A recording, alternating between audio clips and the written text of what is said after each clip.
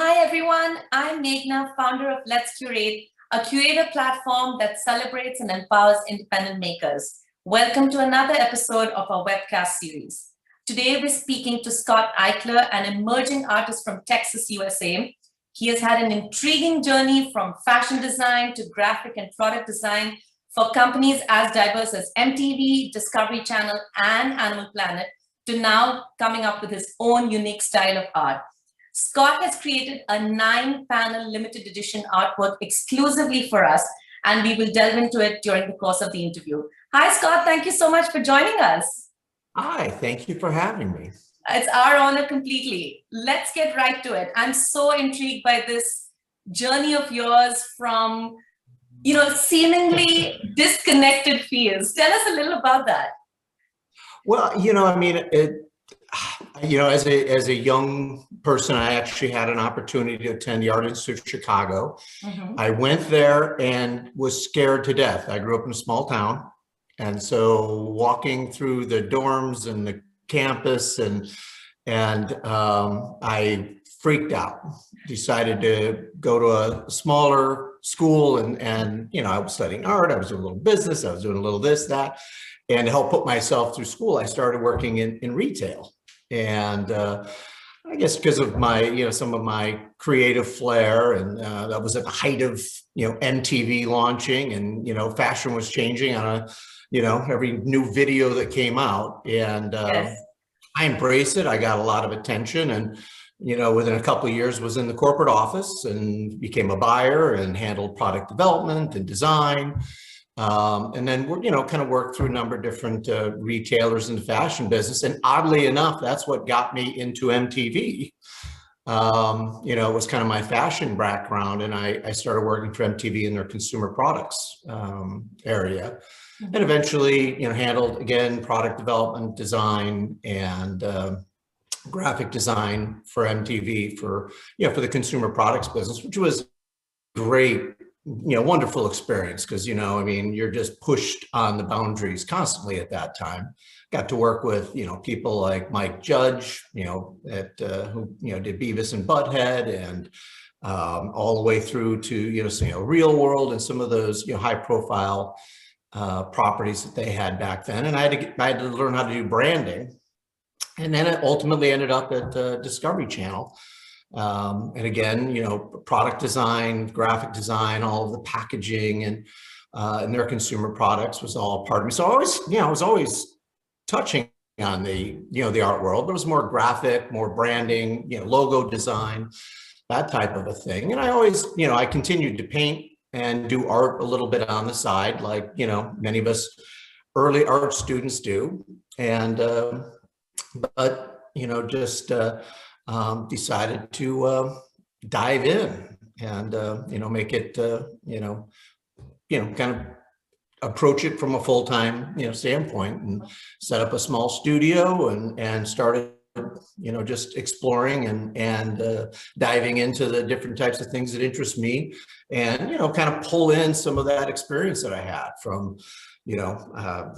being overseas in many different countries and the cultures that I experienced. How fabrics are made. You'll find that woven throughout, what I do. Obviously, some of the graphic experience that I had, shows up in some pieces. But for the most part, I kind of harken back to some of my earliest inspirations. I remember on that very trip to the Art Institute of Chicago was the first time I stood in front of a Rothko. And, I stood there like just kind of with it, enveloping around me. And while a lot of people were walking by and going, I could do that, I was seeing all these thin layers of paint that were just layered on top of layered on top of layered. And the nuance that you saw around the edges of that artwork. And it sucked me in, and it said to me, wow, you can create art without having to do something that, replicate something else that's out there, because all the training at that time was all kind of technical, right? And it really opened my eyes. And so while Rothko never embraced the idea of being a process painter, clearly his process was a big part of how he was able to achieve, as was many of those other early abstract expressionists. And so I've kind of embraced that.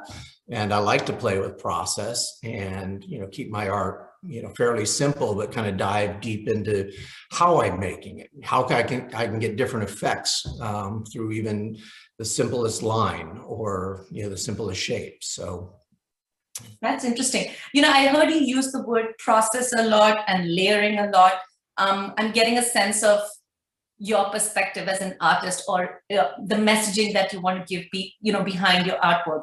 If I had to ask you, what is the Scott Eichler style of art, what would you say?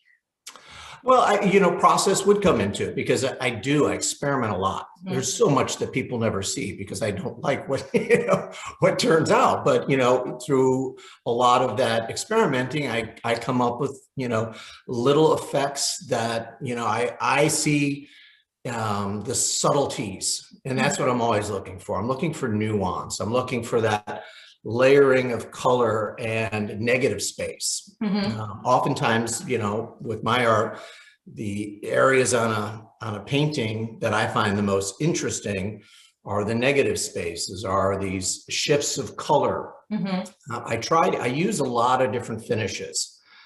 And so you'll see depths of matte and, different layers of glossiness and lacquer and things that get kind of woven together. That I try to make every one of my paintings, as you walk past it or as you walk near it, wink at you a little bit. Okay. Almost kind of catch your attention as the light shifts across it. And, I try to sometimes hide, little symbols and things in it that you only see in certain lighting. Wow. And so there is a process to that. And I do a lot of what is known as wet over dry. So I create layers, let it dry, and then I create other layers over the top of that, and you kind of build up this effect. And in doing so, you can play with negative space. You get some of this translucency that comes up, lines that kind of overlap each other. And for me, that's where the magic lies. That's where the interest is, much as it was with, some of those early artists that, one of my favorite artists is a gentleman named Ad Reinhardt. I'm not sure if you're familiar with him, but he started painting black paintings because he didn't like people, this was kind of at the beginning of the world where we were doing magazines, other photos in magazines, and he didn't like his art being replicated in a magazine. So he started painting very flat black paintings were almost impossible to get a photograph of. 98% of people in a gallery walked past him thinking, oh, it's just a black canvas. But if you stood and you looked at it, it came into focus, and he actually used, really, really deeply pigmented paint that he had a process for creating his own paint. And you would see that there was actually a pattern of red, blue, and green that you had to focus on. His mind was those few people that stopped to focus on it would actually get that wink, would actually see the art that he put into it. And, it was just one of those things that for me, I always appreciated. So, all of my art gets a little bit of a wink. There's always some level of mystery to it that it's hard to photograph, makes working on Instagram difficult. But there's a texture to it that you really have to kind of stand in front of, move back and forth, and kind of catch the way the light reflects off of it. There's a 3D layering that happens, dimensional aspect to it. Right. So there is a definitely process works into it. Of course, I'm not just trying to take out emotion or idea or storytelling. I mean, different levels of that works its way into all of the work that I do, but I do embrace the process. I find that incredible, interesting and fun. That's great. I also love the fact about how there's art that's obvious, and art appeals to people differently. There's art that's obvious. You see what you see, and the way you've interpreted it is exactly the way the artist wants you to view it. And you're doing the other thing where you make us work hard to kind of go deeper, which is a great process. I mean, art lovers, that's why it is such a compelling form. Because it's exciting to kind of dig deep. And I feel people who truly love this kind of art, it's the mystery, like you said, underneath what's on the surface that makes it just all the more alluring. And that's such a great approach. Yeah, I mean, I think that early on, the idea of learning how to like draw things in reality, still lifes, the things that you are doing in art school, right, to learn how to draw, how to paint. I mean, all of those, I have great appreciation for the skills, and I've learned many of them, but I always wanted to tap into something that no one else was seeing, right, and do it in a way that, that other people weren't doing it. So it is a constant experiment, a constant, geez, what happens if I mix these two or three things together? And sometimes it just ends up being a gooey mess. But it's the fun of experimenting and trying. And then when you do tap into something, then it becomes this, super fertile ground to explore and right, try new things with. And, just to me, that's what the art process is all about, the creative process. It's I sense the joy that the way you're describing it, the joy even behind the painful parts of it. And I think that's what makes the work also more joyful or more compelling, I would say.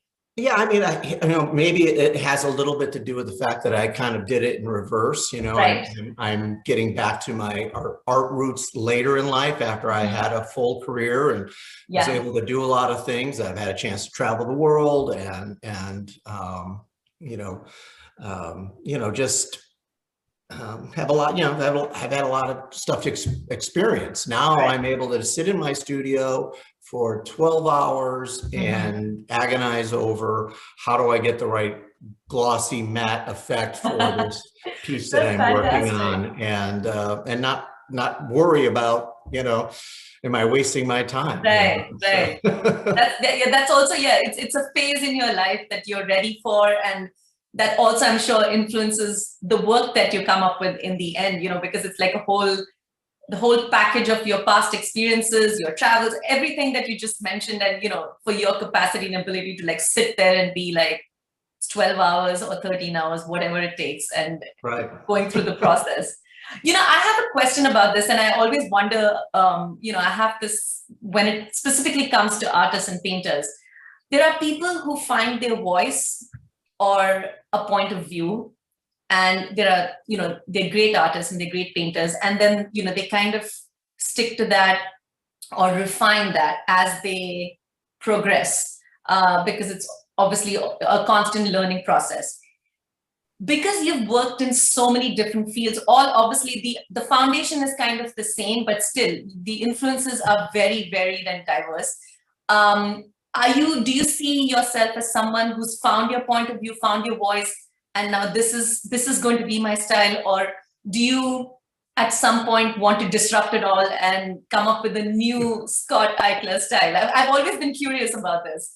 Yeah, I mean, a lot of artists struggle with this. I mean, I will tell you that one of the things that, and any of the artists that might actually see this will appreciate this, one of the things that galleries, they're almost the most confining in terms of creativity, because they all want you to kind of, once they get something that sells, that people respond to, they just want you, knocking out more and more and more of that.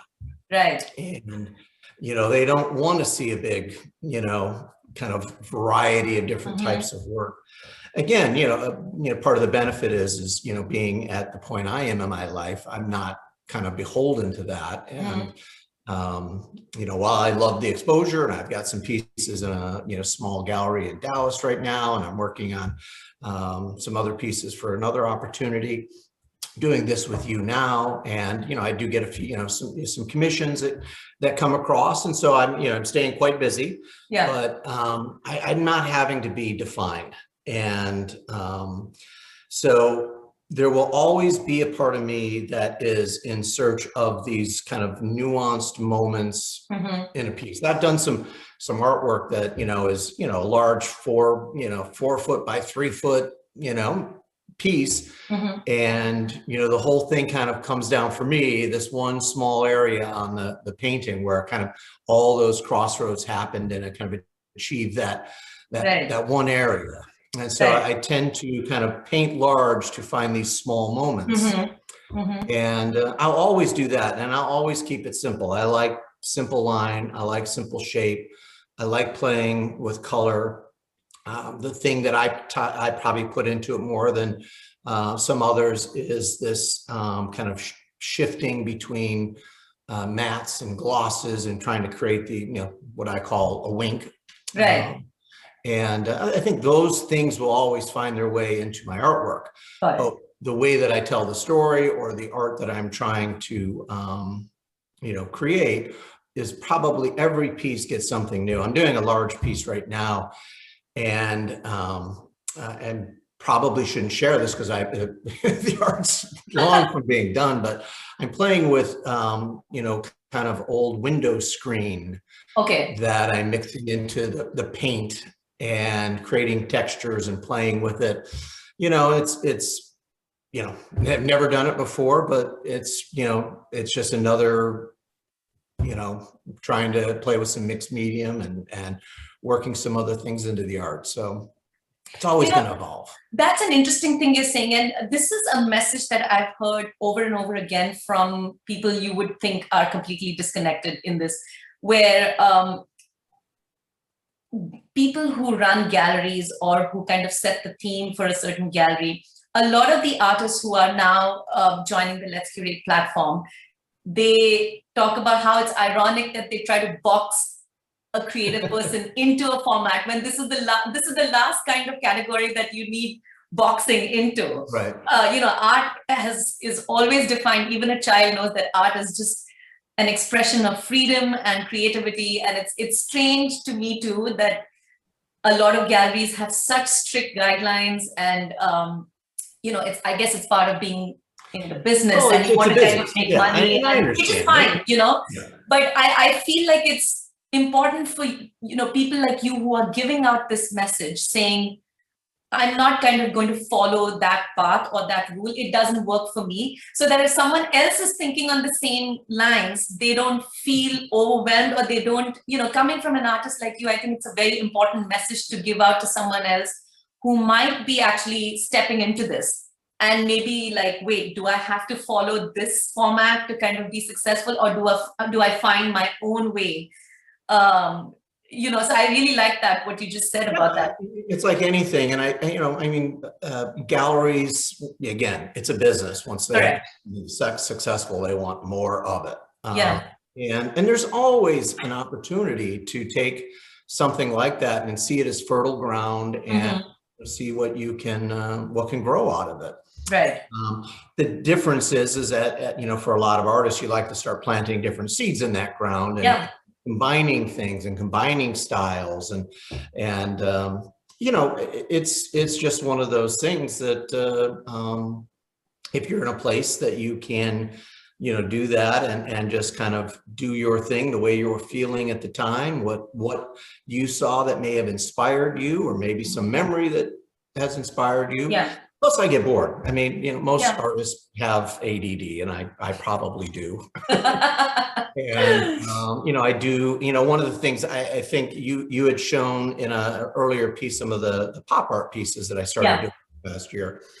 And I did a painting of Ruth Bader Ginsburg, who, I, have a great appreciation for. And, I think she's so inspirational and so important to, this world in the last 30 years. And so I did the painting of her. I could be doing commissions on RBG and doing nothing else, because so many people responded. And so I see how, how that can happen. It's like, it's the gallery effect. No, no, I want this. People want to send me the colors that match their drapes, and it's like, I know. And I don't mean to say that that's wrong and this is right. There's no wrong or right. It's just for someone who maybe is struggling with this. Do I follow the norm? Do I try to do I wait it out and find my own style? I think it's good and important, and I'm glad you let that message out, saying that you can wait a while, you can figure out your own way out. absolutely. So that's In some ways, I still feel like I'm looking for it. Yeah. And I think an artist, if you're not searching, Yeah. you're probably, not moving. You're not, That's so true. not progressing. And so I'm always searching. I'm always, critical of what I did and try to figure out a better way or a different way. And I'm always throwing stuff that, one of the things that, and I didn't know this for many years, I always loved Jackson Pollock paintings. And he would throw cigarette butts and nails and things into his paintings that most people never see. And, it was kind of like, there's something to be said for that, not being afraid to break the norms and not be so pristine about everything that we create. You can see me nodding my head vigorously. I so agree with that. I'm not an artist, but I feel that's an important also way of living your life in a way. And we do get inspired by art, and that's a great message. I would love for you to tell us and show us pieces for the limited edition collection that you're showcasing with us. It's called Warp and Weft. Scott, give us everything about this. Well, I mean, I've done a couple of pieces in this style, which is basically just a study of crisscrossing lines, because I was in the apparel industry and the fashion industry. I always loved jacquards and printing over jacquards, where you get these kind of patterns over patterns. Gorgeous, yes. And you get kind of this reflective quality in some of the pattern, and so this is kind of harkens back to that a little bit. It is a lot of thin layers of paint that are layered over each other meticulously. There's another kind of thing that I think about with my art, that it's kind of controlled chaos. There are certain aspects of what I do that has a lot of precision, and so all of the lines are exactly the same width. There's but they're layered over each other, so you get intersections of color where they kind of you see some of what's below coming through, and layered over the top. There's areas where there's negative space, and I did it as a large, fairly large piece. It's about 3 foot by 3 foot when all the panels are together. There is a method to the madness in the way that the lines connect in some areas and don't in others. And then and it's over a wood panel. And I do like to paint on wood panels. I like the texture of wood as the kind of coming through as the negative space. I've done a number of pieces like that. I've used maple. I have a piece now I'm working on with walnut, and so this is actually on a wood panel, and you see there's a few of them kind of behind me. It's too big there's too many panels to put them all up, but you see some of these negative space areas where they're layered over each other. So it's a bit of a slow process, because I do a couple lines, I let it dry, I layer over, I do matte, and then I do gloss, and then I come back with matte, and then I keep layering them over each other, and to get these kind of interesting intersections of color. I did this particular piece in a little bit of a mid-century modern feel. I've always had a passion for mid-century architecture and design. So this has a little bit of a color palette that, kind of in that world. And then, kind of getting back to this whole idea of jacquard and layering patterns, there's a kind of a much looser. So the underneath pattern of the line, very kind of, like I said, every line is the exact same thickness. They work with each other in an architectural precision. Right. And then layered over it is a, kind of a lacquered gloss pattern that's very just freehand. Right. And it's kind of squares and circles. Again, I like simple shapes. I like simple geometrics, and I like to complicate it through the way that I build it. And so when you see this, as you walk past it, at some points you're seeing the top pattern. Other times you're seeing. I see that. Yes, because the texture is very dynamic. It's exactly like you said. Even when I'm looking at the panels that you've created behind you, they tend to it's like, okay, it's brush strokes. It's a certain way. It's geometric. But then it looks so different as even when you're, like you're talking and the light hits one of the panels behind in a completely different way. And the lines pop up on some of the panels, and some of them just go subtly back in. So that's very interesting. And especially if you put all of them together, that would make it such a phenomenal. Yes, I mean, just as you walk by it, it does. It makes you kind of stop and look, and kind of.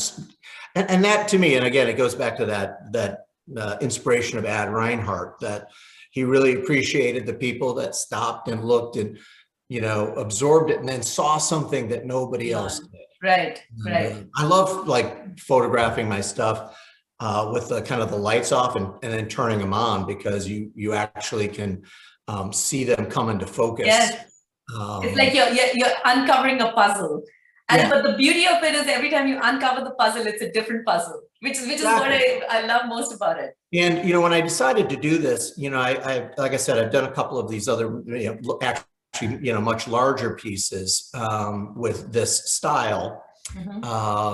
And I decided to do them in the smaller panels to make them a little more, it kind of, again, gets back to my whole fashion business, when I did that.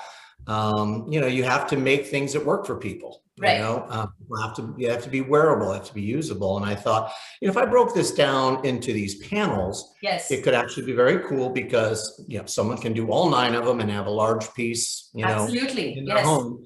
But in my home, like every other home, occasionally you have 2 columns and you need something that's more narrow. Other times it's horizontal.